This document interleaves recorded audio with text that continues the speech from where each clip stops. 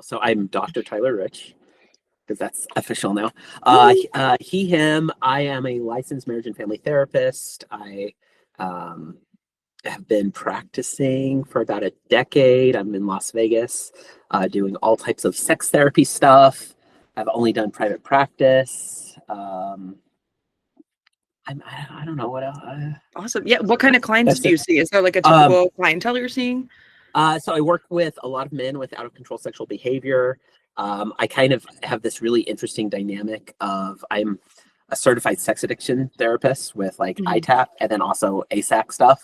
So I use the term sex addiction, which collects a lot of clients, but I work from more of the Brown Harvey model. So I work with a lot of men who do like out of control sexual behavior. I do a lot of affair work. Las Vegas has a lot of kink and polyamory community, so I work with that. So pretty much I just call like the sex umbrella that we collect. And there's very few actual sex therapists in Las Vegas. So there's only about 5 or 6 like actual certified sex therapists.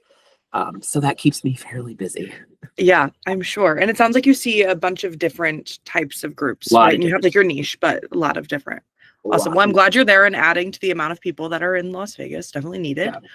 Yeah. Okay. So in terms of your doctorate, what originally made you consider pursuing a doctorate with MSTI? So first when I was thinking of wanting to get a doctorate, I wanted one that was like a non-clinical doctorate. So then that way, like I can get the education, but also not have to worry about like hours or seeing clients or stuff. Cause I have a full practice. And I maintained my full practice while I was in school. So that was one of the big things I wanted to look for is like, how can I supplement my education, but also not sacrifice the decades worth of like career I've already been building. So that's one of the things. And that was MSTI was one of the schools that provided that. I also liked one of the things that made me choose that was the interview process was amazing and like was very helpful. And then just looking at how they put all the course load and like people who taught and like what to expect going into it. And then I was able to like look up people who were teaching courses, kind of see expertise, and it was a wide variety. So like all those things kind of led to choosing to take the PhD route. Cause I think like all of us at some point are like, should I do a PhD? Do I not? And it seems so daunting. And as I researched MSTI, like it wasn't as daunting. And then it was like through the whole process, it became like really not easy, but smooth. Yeah, I mean, it sounds like you were able to manage, I mean, having like a full practice that you had already been running and then doing this. I'm curious, how was that for you in the actual experience, right? I'm hearing you did it, but what was it like for you? Yeah, so I'm also like a state supervisor, so an AMFT approved supervisor. So it was the best. Like I tell my interns, I go, for my master's, like I learned a lot, but like it wasn't very practical. All of the course load in this, like everything was practical. So it was like I would be able to go to go for one of the weekend classes and like I'd walk away with stuff to like teach my interns or stuff that I could show up in my practice like actively. And that made it excite. Like I'm on the West Coast, so the time waking up was not always the easiest, but it was worth waking up to just be able to get all that knowledge that became practical in my practice like weekly. And that was like that made it easy. So it was never daunting because like you could see the application of it versus like in other programs you just don't always see how this is going to be applicable. Yes, yeah, I love that. Like not having to wait until the end to feel like, okay, now I have my finished project I can go do this with, but I get to like learn a little bit here and go apply it immediately and even like teach people. Exactly. Beautiful. I love it. In terms of MSTI, I know you said, right, part of it was being able to like balance. Was there anything else that stood out to you for the program and why you chose to do your PhD with MSTI? The fact that it got me ASAC certified during the process, that was a huge piece because like the fact that I didn't have to worry about finding a supervisor, navigating that whole process, like it was 100% like amazing. And it definitely helped. Like as soon as I was able to get the submit the application for ASAC certification, like I could see like an intake of new clients finding me because you have that title that comes with it. And it was smooth and like they hook up the supervisor and like everything. It's easy because I'm really busy and I did not want to have to think about these other things.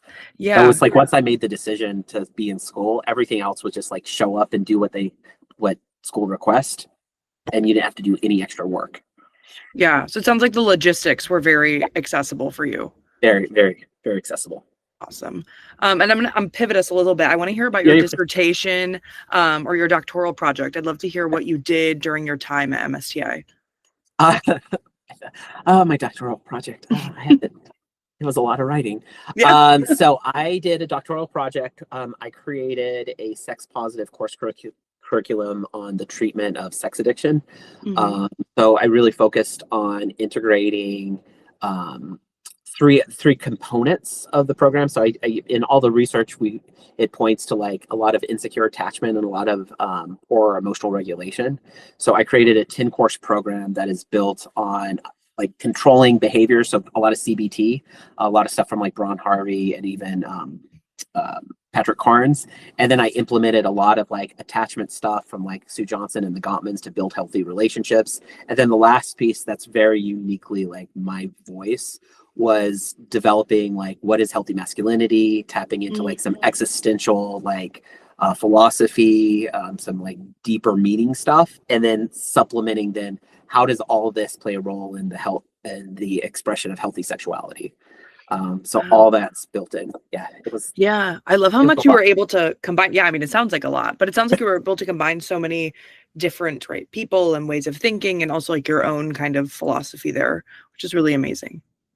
Yeah, so it was a process to and I'm dyslexic, and like I was always like struggled with writing and everything else. So the fact that like I was able to like work well with school to figure out like what's the best way to go about this, fact that you can do a project, all that stuff helped. And then even when you like are trying to navigate like committee stuff, like was always helpful. Good. Okay. Yeah. I'm glad that you were able to find ways to make it work for you and your life and your needs. Are you still using that framework and kind of what you came up with in your practice now? I am. I actually have a meeting with all my colleagues in my office. So because I have a group practice I'm clinical director of. And I'm slowly doing a whole bunch of like YouTube stuff and social media stuff that we're going to start launching in the next month or two to like have it out. And all the coursework I am eventually, probably in the next 6 months, are going to be able to be online. Because that was the whole premise, was to have like a low cost, easy, accessible like treatment stuff for people who maybe aren't ready for therapy or don't know the right thing, that it's available to them. So that's awesome. All of that is going to be coming out actually real soon. Oh yes. Okay. Well, I'll be looking forward to seeing it. That's awesome. What, in terms of PhD, right, and dissertation, but just the whole program in general, what surprised you the most about it all? The whole thing. Like I felt like I knew a lot, and then you would go in and you just continue to learn. I think probably the initial piece of working with some of the staff on like narrowing down what you want to focus on, and then really like tapping into like research methods, and then even like working with your committee on like narrowing down and highly defining a very specific piece and not being so broad. Because like being in clinical practice, like you work with everybody and you do everything, so it is more broad, but then like the specific educational component of being so narrow, I think it makes sense that I know that now, but I don't know if I had that expectation going in. So I definitely learned a whole lot about like the whole aspect of higher education and learning how to write, and finding committee members and how you interview and all the stuff that goes into writing. I have no clue about, so that was all surprising. Yeah, so like we're getting the practical skills, but we're also getting some of the like higher education and writing skills, and being able to do that too, and combining it all. Yeah, that was probably the biggest learning curve, is like that piece of it. Yeah, for sure. Yeah. In terms of kind of once you like left the program, right, I'm curious if there are any opportunities or new opportunities that have arose for you because of getting the PhD through MSTI. One, as soon as I was able to put like PhD or doctor right on all my stuff, I have a wait list. Like I have a wait list. So this is February. I have a wait list till like April, May. My caseload is completely full. People are finding the practice now at a whole new level just with that. So from like a return on investment, like with marketing and like career, that's great. I haven't really put myself out there to do anything else with it yet because I literally just got married last Friday. So oh my gosh, congrats! I had a pause. I'm like, I'm not doing anything until the wedding's done because I finished in like September. Okay. And I was like, so I had a very short window like to finish planning a wedding. But I have had more people being interested in, I'm doing some getting approved to be a continuing education provider in the state of Nevada.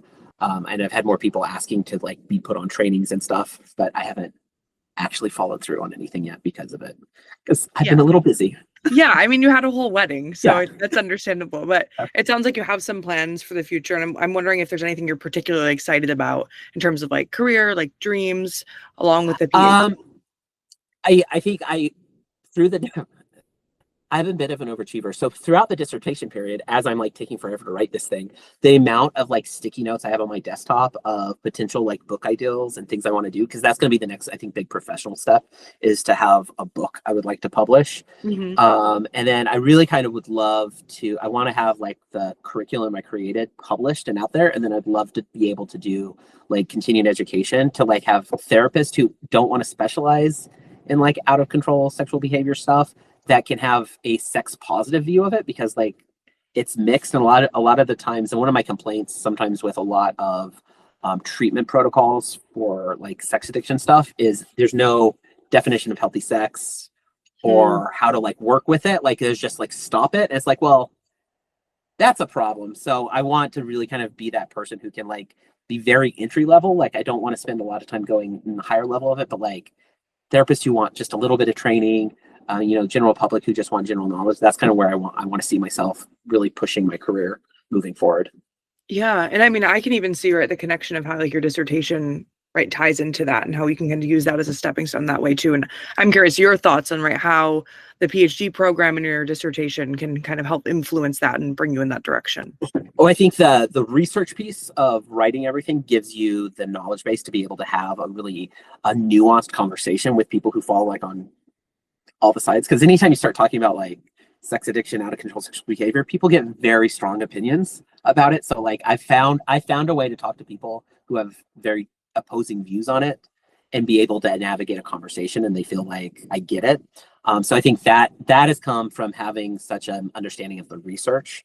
The PhD title, I think, opens the door to just being able to be like, I know what the heck I'm talking about. Like I've done this, like listen to me, versus I think some people who might have really good knowledge but don't have like that title, like they just can't open the same doors. So that's the two things that I think I've noticed the most from going through the program. Yeah, well, I'm really excited to see where you go and where you can take all of this knowledge and how many people you get to share it with. And in kind of closing, I'm wondering if there's anything that we didn't ask or I didn't ask about the MSTI program that you really wanted to share, or even just about your work that you're doing that you're like, I'm so excited about and I want to share. Nothing I think. I guess the biggest thing is, one of the things I wish I would have done is invested more in like all the other amazing colleagues that went through the program with us. I didn't, because I was so busy, I didn't spend enough time, but through graduating, I was able to like connect through social media, through so many other amazing people. And I feel like I had that lost opportunity. And that wasn't because it wasn't there. Because like Dr. Needles and everyone, like they always provide like such a great way to like connect. And that's the one thing that like, if anybody was ever going to pursue the program, I'd be like, make sure you're spending time investing to build with these other colleagues, because like everybody is so amazing who like ends up going through the program.